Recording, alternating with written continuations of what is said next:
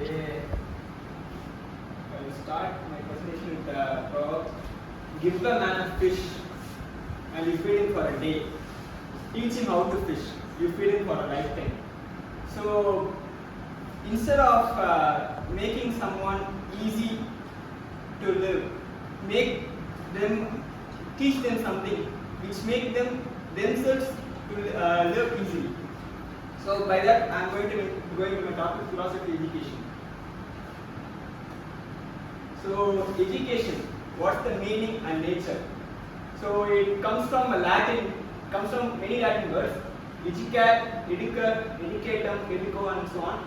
Like it all means to draw out, to bring out, to expand.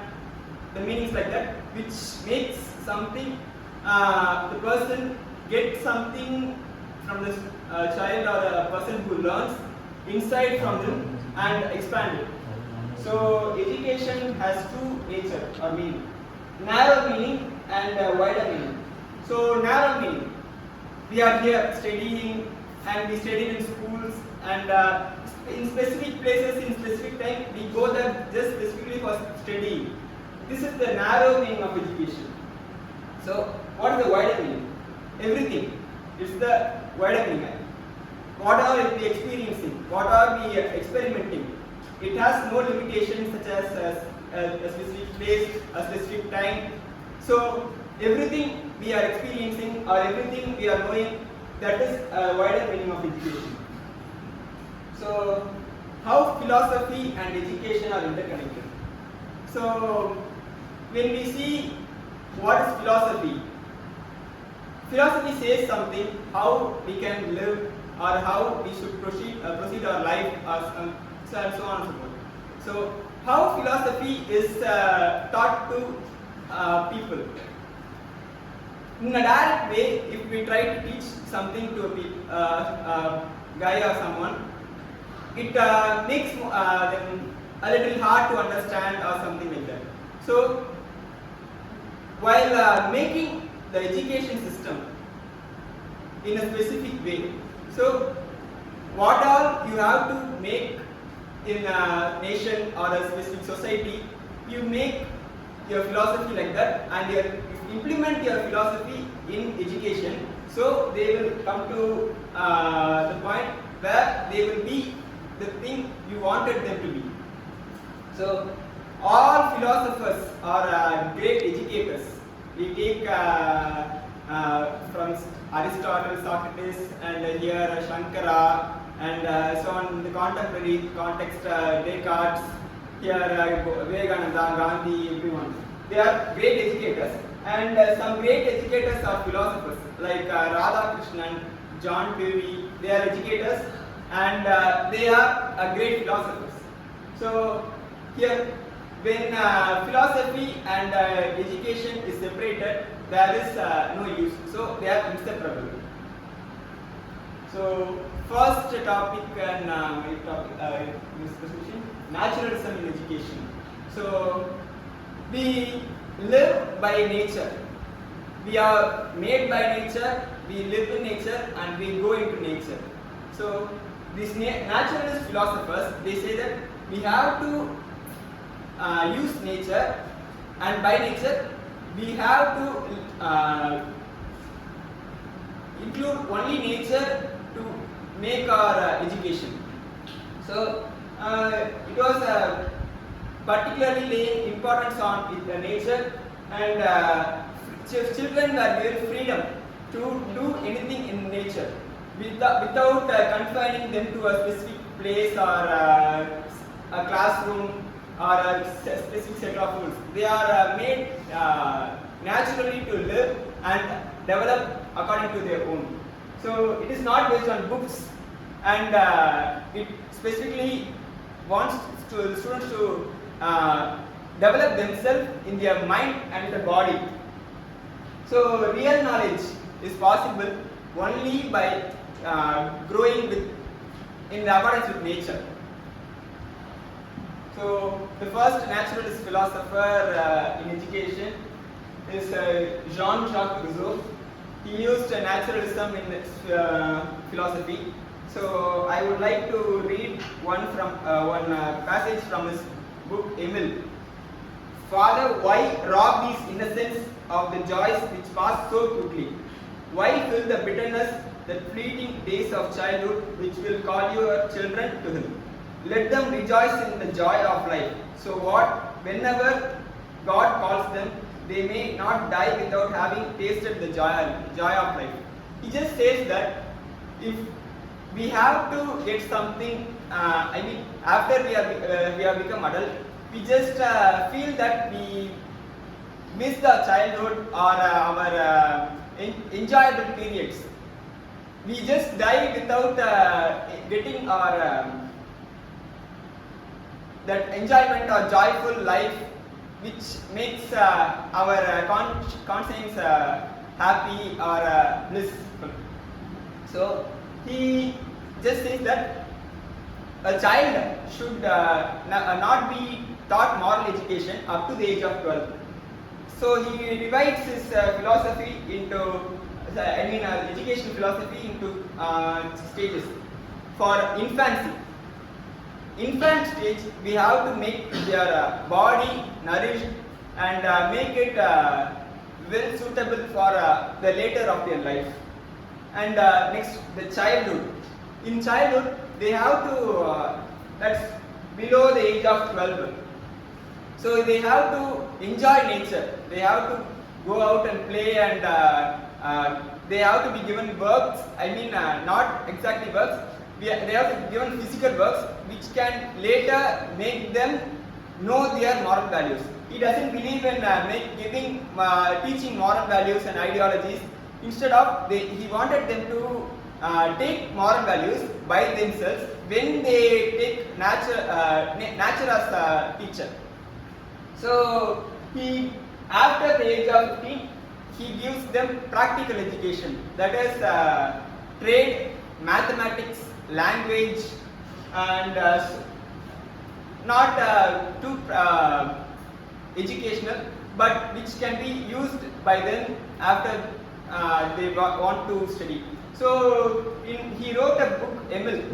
Emil is a character he designed so that how and all he have to teach a child to make him a naturalist person. So in that book he gives specific set of rules. Those are the rules, and so he tells more about them. And for that, Emil, he has to get a equal life partner, a wife. So he wrote another book, Sophie. In that he gives specific set of rules how a woman should be educated. I personally don't like that concept, because he actually says that he should the women education should be like religious and not too religious. They should not be taught more practical values and all, and they should be made only for the household purposes, to your child, to help the husband, and so on and so forth. So he talks about fullest natural growth of individual.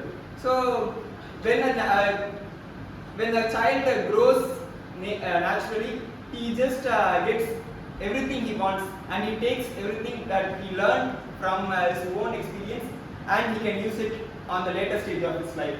So one method is method of negative education. It comes at the age, after the age of 12. So here before the age of 12. So here he teaches that practical games and those things which the child can play in the field, in the nature, with the nature. So, and anticipated heuristic method. This is that when I am learning something from nature or my own way, I can learn something from that. So I can make if I got any problems, I can solve the problems without someone teaching me how to solve that problem. So after that, in our Indian context, a natural philosopher, Rabindranath Tagore, He is a poet, philosopher, humanist, universalist, everything, and so he had a thing of freedom and joy. So his education, his own life, he takes his philosophy, and so he had a difficult educational life.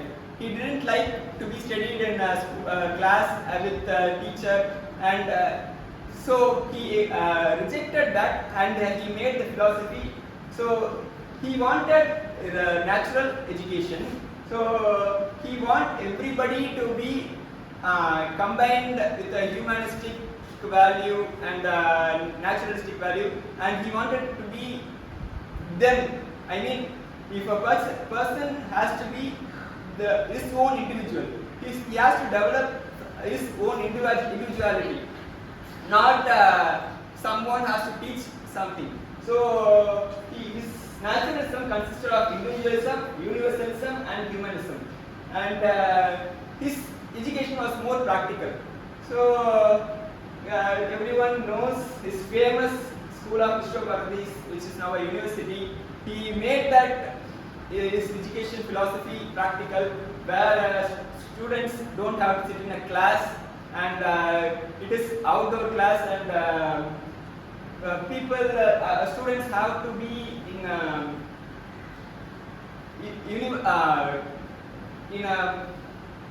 internationalistic way. He combined both East and West thoughts in his school of education. So next, idealism in education. So this idealism is that when someone says something, implementing ideologies into a child's mind, so that the child can get spiritual. This idealism consists of also spiritual education. So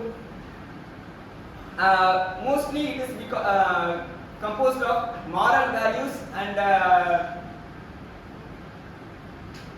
and making the child innate ideas expand in themselves. So it is making his personality enhanced from within himself, and he should be taught truth, goodness, and beauty importantly. So for the one ideal philosopher I am taking is Swami Vivekananda, and he didn't actually like the common education system. So he wanted its education should be that he explains education system should be the manifestation of innate powers of the human being. So he covered all aspects of physical, emotional, intellectual, moral, and spiritual. Education should be like life building, man making, and character making. And he himself, as like Turavi, he wanted people to make service to the other human beings. He wanted brotherhood to be taught to every of his students. So the same pragmatism and education. It is a most radical method of changing from conservative education to a different type of education. So education should be practical according to the pragmatist, and everything they are learning in the pragmatism in the education should be used in the real life. It should be having a utility value, and the individual should have a capacity to solve the problem by himself, because he has learned many other things, how to solve the problems in a different manner without someone teaching it. So they don't believe in idealism or spiritualism, and most things they used in pragmatism is vocational type of education. They have had the idea of if you are learning something, you have to use it in the real life, in your later life. So it is experiential learning. So I am taking Dr. John Dewey. He is pragmatist, and he wanted psychological aspect in education system, so that the experience of the child should make him a man who solved the problem by himself. So the education should be socially efficient, and it is not preparation for life, but the whole system of his education is life. So he actually did work for 2 years as an educator in a school, and he had some problems, and he left and went to study philosophy, and he used that experience in Columbia University to form an experimental school, which it was a radical path in today's experimental education. So he wanted psychology in the curriculum. Problem solving method should be inculcated by the students by themselves from their practical activities, and the things they learn should be helpful in the social, so they get opportunity to do by themselves. So the next pragmatist is Mahatma Gandhi, and he is a naturalist, pragmatist, and idealist. So he is the next level of John Dewey. He just wanted, not in the later life, but he idealized a society of Rama Rajya.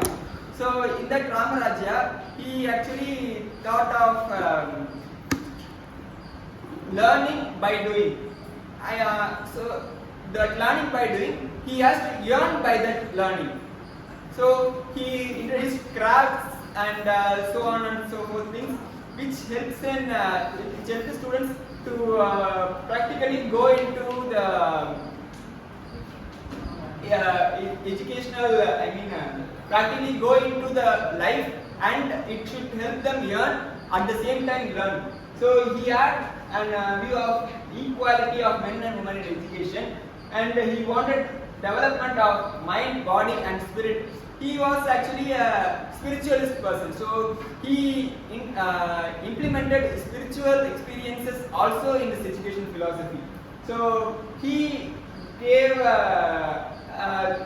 Night Talim. After his Quit India movement, he was arrested and put in jail.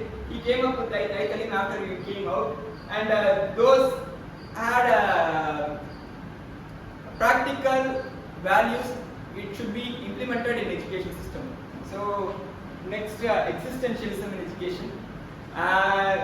So in existentialism, people just say that they have to take out the best in it and use that to guide away. There should not be essential aspects that which gives you way to go there, but you should make the way. So teacher should not be in the teaching method. He should be in guiding the person who wanted to go in a specific, who wants to go in a specific way. You want to guide them. So there should not be predetermined aspects in the education, and it involves freedom and individual difference. And for existentialism, I added Sri Aurobindo, but he is actually an essential person. He wanted to is integral education or integral yoga, which takes the person to a different, a Brahman state, a supreme consciousness, Satchidananda. He wanted the Pancha Koshas, Annamaya Kosha, by which the physical development of the body, Pranamaya Kosha, the vital development of the body, and Manomaya Kosha, and Vijnanamaya Kosha, and Anandamaya Kosha. He wanted every aspect of the body to be developed using integral education. He told that true education is nothing that can be taught. So it is that we can't learn anything but by teaching, but we can learn everything by doing ourselves. mind as the counsel. We have to be our own guide, so we can proceed in our life. So to conclude, education without philosophy is a blind effort. So without a path, we can't go. So the philosophy is a path, and philosophy without education is crippled. We have some vehicle, but we don't. We have some place to go, but we don't have vehicle. So we are not allowed to move from the place. So education should first develop intellectual quotient, emotional quotient, and moral quotient. Education should be to know, to be, to do, to love, and to live together. In my opinion, I have to prefer கேடில் விழிச்செல்வம் கல்வி ஒருவருக்கு மாடலமற்ற அவை. Learning in excellence of will that none destroy. To man not else affords reality of joy. So everything we learn, the things we learn is used everywhere, and not everywhere. We can use them. Without education, there is nothing else that brings us so much joy.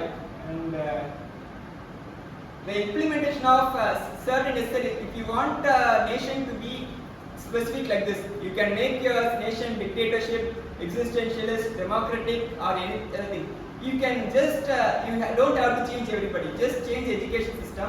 You can just then it will change in a specific span of time what you want it to be in your nation. So it should be physical development, moral development, language, intellectual, emotional, cultural, aesthetic, spiritual, and social. And I have a case study. In Mumbai lies a government-run institution serving a diverse student population from various socio-economic backgrounds. The school is known for its vibrant extracurricular activities, including sports team, musical ensembles, and art clubs, which have been long cherished by students and the community alike. The high school is facing a financial crisis exacerbated by dwindling government funding and rising operational costs. The school's administration is under pressure to make difficult decisions to balance the budget for the upcoming academic year. Among the proposed cost-cutting measures is the reduction or elimination of funding for extracurricular activities, a move that has sparked heated debates among the teachers, parents, and students. So, if you want time, you can take time to read. And so, I will just say, here there is a dilemma. Extracurricular activities makes the students get the way of going into something. They have some vocational activities which can lead their life in a specific way, which can make them earn also. So if we cut that, it reduces the value of education. But there is a funding crisis here. So if we take extracurricular activities or education, we have to have the basics. Without basics, we can't have a path to go. So thank you.